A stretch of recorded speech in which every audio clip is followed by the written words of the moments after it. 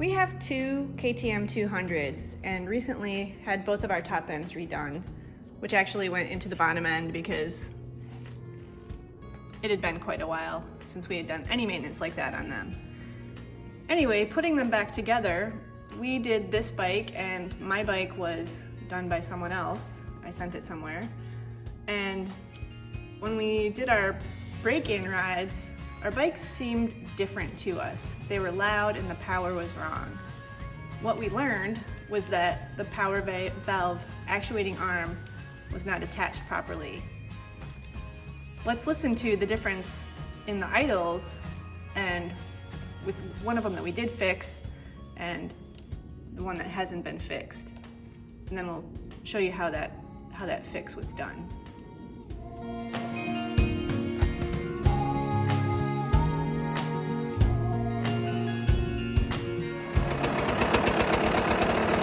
This is the very warm-up sound of a properly venting and exhausting KTM 200. Nice and quiet.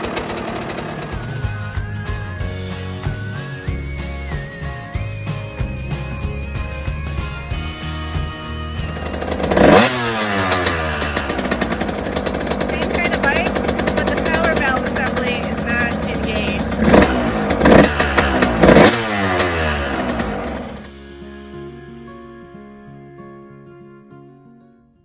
So here on the left-hand side of the engine, there's a viewport, and you can see this little line right here. That's the notch that, I don't know if you can see these two indicators over here. It's supposed to be a half an inch to 3/4 of an inch higher up here. The reason it's down here is it's not properly engaged with the portion that comes out of the bottom end of the engine. Over here on the right-hand side of the engine is where that piece is supposed to engage.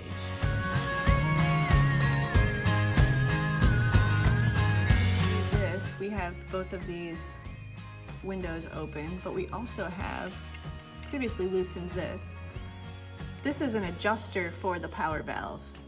And this is an 8mm set screw that you need to loosen so that you can turn this.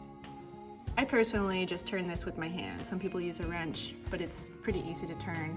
If you come up to any resistance, that means you have hit either end of the limit and you shouldn't use anything to force it. So it's just a real easy finger loosening or tightening. I can see the little horseshoe shaped end of the power valve assembly not attached to any ball in the engine.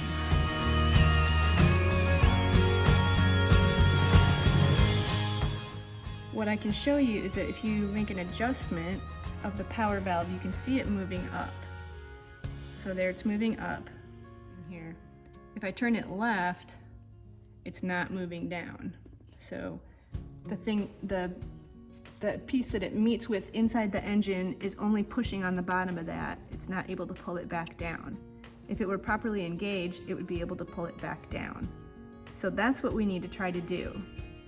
And without pulling the cylinder, which is a whole lot of work, what I'm going to try to do is get this bottom piece adjusted up a little bit higher to here, and I'm going to try to leverage a screwdriver to get them to get in the proper position with each other.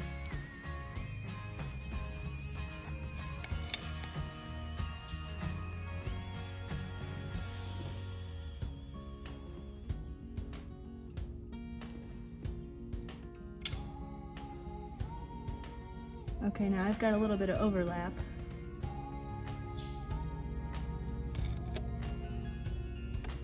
I don't know if I can move it enough.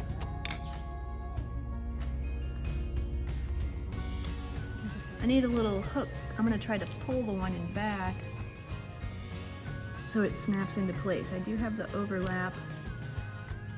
It's just a little tough to get them to mate together properly.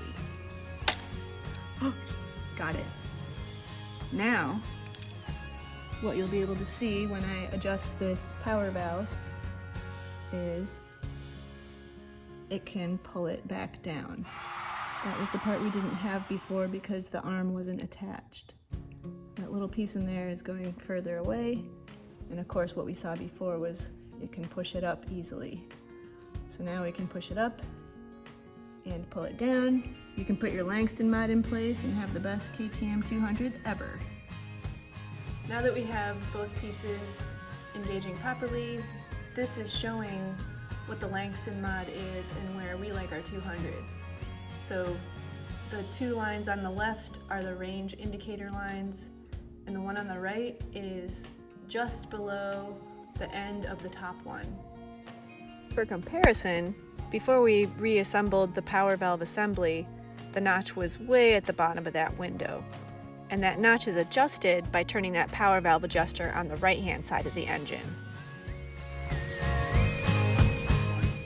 And that's the setting that's going to give us that super nice roll-on bottom end power, but it'll also give us the nice screamy at the top end that we love.